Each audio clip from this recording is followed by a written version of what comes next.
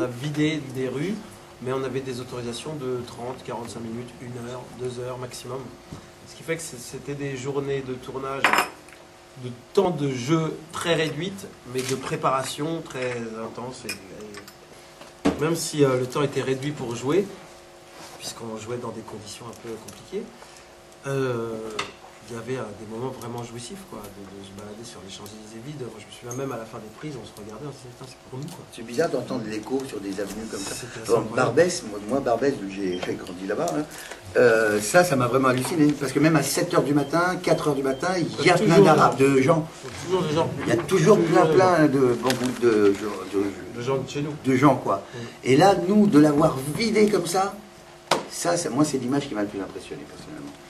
On voulait en faire un dessin animé dans Paris avec deux personnages qui se cavalent partout et qui se font mal, avec les yeux qui tombent et les boules qui... Enfin voilà, vraiment un carton. Bip et le coyote, quoi.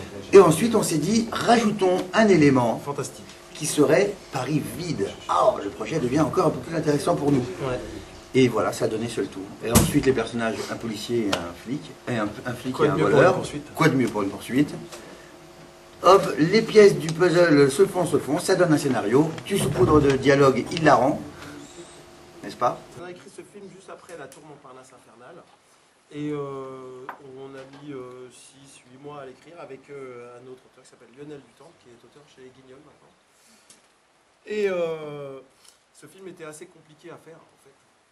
Et donc il est resté dans les placards pendant 7 ans. Jusqu'à ce que Alain Attal, producteur dévoué et généreux, Mais hypocrite. Enfin, c'est un pléonasme, hein. Les producteurs, c'est comme les Arabes voleurs, ça ne se dit pas. Et donc, on a ressorti ce scénario du placard parce que ça l'intéressait de le faire. Peut-être avons-nous bien fait de ne pas le faire après la tour, ce film, il n'aurait pas été ce qu'il est aujourd'hui. C'est vrai, nous avons cette maturité. Quand on a rajouté cet élément fantastique de vider une ville, ça fait partie des fantasmes un peu communs de tous, entre ça et les lunettes qui voient à travers le machin, et la machine à remonter le temps. Les bottes de 7 lieues. Voilà, et de savoir voler, bah, Moi je sais voler. Ouais, normal, t'es un robot.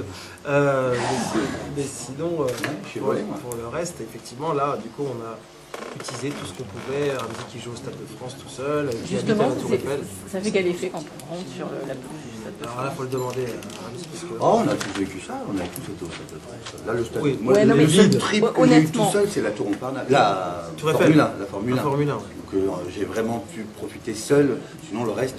ça, c'était incroyable. Stade de France, ouais, bien.